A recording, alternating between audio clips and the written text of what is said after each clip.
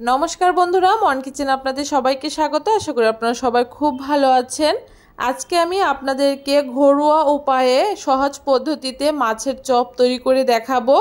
শুধুমাত্র ঘরে থাকা কয়েকটা উপকরণ দিয়ে খুব সহজে এই মাছের চপটা আপনারা তৈরি করে নিতে পারবেন। আর এটা খেতেও দুর্দান্ত হয়। অবশ্যই একবার বাড়িতে বানিয়ে খেয়ে দেখবেন কিভাবে খুব সহজে এই মাছের চপটা আমি ঘরে তৈরি করেছি। চলুন দেখে নেওয়া যাক আজকে আমার এই ভিডিওতে। মাছের চপ তৈরি করার জন্য একটা কড়াইতে কিছুটা জল দিয়ে দিয়েছি। তার মধ্যে এখানে আমি 2 টুকরো কাতলা মাছ দিয়েছি। আপনারা চাইলে রুই মাছ যে কোনো কাটাছাড়া মাছ দিয়েও করতে পারেন। আমি এখানে কাতলা মাছ ব্যবহার করেছি 2 টুকরো। তার সাথে পরিমাণ মতো নুন আর হলুদ দিয়ে ঢাকা দিয়ে মাছটাকে 5 থেকে 7 মিনিট সেদ্ধ করে নিয়েছি। মাছটা যখন খুব সুন্দর সেদ্ধ হয়ে গেছে, এখন মাছটাকে আমি তুলে কাঁটাটাকে খুব ভালো করে ছাড়িয়ে নেব। মাছটা ওইদিকে কাটা ছাড়ানো হয়ে গেছে আর এইদিকে কড়াইতে কিছুটা পরিমাণ মতো তেল দিয়ে দিচ্ছি। তেলটা যখন গরম হয়ে গেছে, একদম মিহি করে কুচিয়ে রাখা পেঁয়াজ এখানে দিয়ে দিয়েছি। মিডিয়াম সাইজের 2টো পেঁয়াজ এখানে কুচি করে দিয়ে দিয়েছি। এখন পেঁয়াজটাকে দেওয়ার পরে একটুখানি নাড়িয়ে নেওয়ার পরে অল্প পরিমাণে একটু নুন দিয়ে আবারও পেঁয়াজটাকে খুব ভালো করে একটু নাড়িয়ে চাড়িয়ে নেব, যতক্ষণ না পেঁয়াজটা খুব সুন্দর হালকা করে একটা কালার চলে আসছে। দেখুন পেঁয়াজটা হালকা একটা কালার চলে এসছে। এখন এখানে আমি একদম কুচি করে রাখা আদা রসুন আর লঙ্কার পেস্ট দিয়ে দিচ্ছি। আমি এখানে কুচি করা আদা রসুন ব্যবহার করেছি। আপনারা চাইলে পেস্ট করা আদা রসুন কাঁচা লঙ্কা বাটাও ব্যবহার করতে পারেন। দেখুন আদা রসুন কাঁচা লঙ্কাটাকে দিয়েও খুব ভালো করে একটুখানি ভেজে নিচ্ছি, যাতে আদা রসুনের কাঁচা গন্ধটা চলে যায়। হালকা লাল করে ভেজে নেওয়ার পরে এখানে আমি হাফ চামচ করে হলুদ, লঙ্কার গুঁড়ো, জিরে, ধনে আর স্বাদ অনুযায়ী নুন ব্যবহার করেছি। সব কিছু দিয়ে খুব ভালো করে আবারও একটুখানি নেড়েচেড়ে ভাজা ভাজা করে নেব। দেখুন মশলাটাকে খুব ভালো করে কষিয়ে নেওয়া হয়ে গেছে। এখন এইদিকে যে মাছটাকে সেদ্ধ করে কাটা ছাড়িয়ে রেখেছিলাম সেই মাছটাকে দিয়ে দিচ্ছি। এখন মাছটাকে দিয়েও মশলার সাথে খুব ভালো করে বেশ কিছুক্ষণ কষিয়ে নিতে হবে, যতক্ষণ না পুরটা একদম ভাজা ভাজা হয়ে যাচ্ছে। এইভাবে করে মাঝে মাঝে নেড়ে চেড়ে মাছটাকে খুব ভালো করে কষিয়ে নিতে হবে।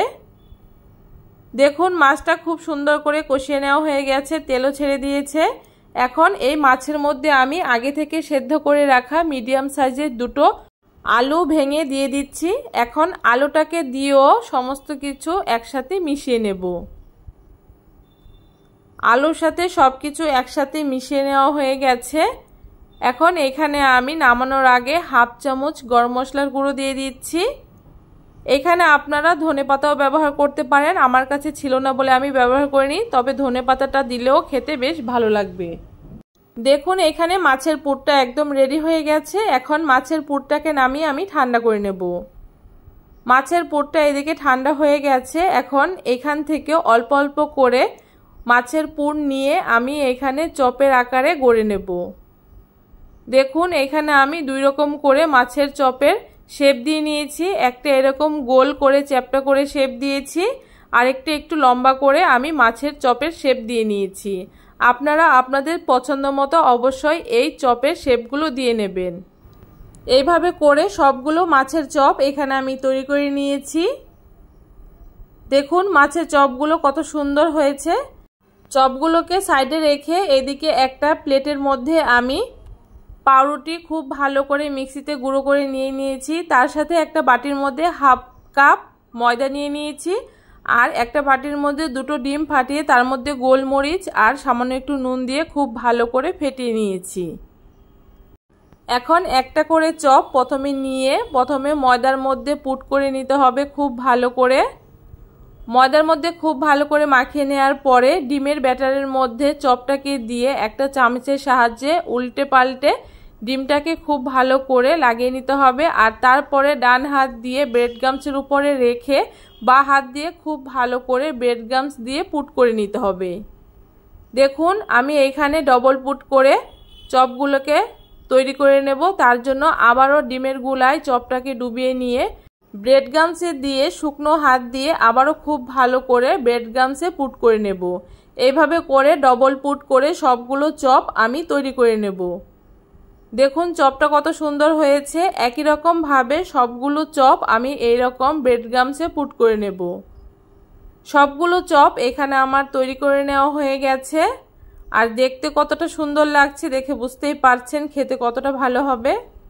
চপগুলো এখন ভেজে নেব। তার জন্য কড়াইতে পরিমাণ মতো তেল দিয়ে তেলটাকে খুব ভালো করে গরম করে নেওয়ার পরে গ্যাসটাকে বন্ধ করে তেলটাকে হালকা গরম করে নিতে হবে। আর তারপরে এক এক করে চপগুলোকে দিতে হবে।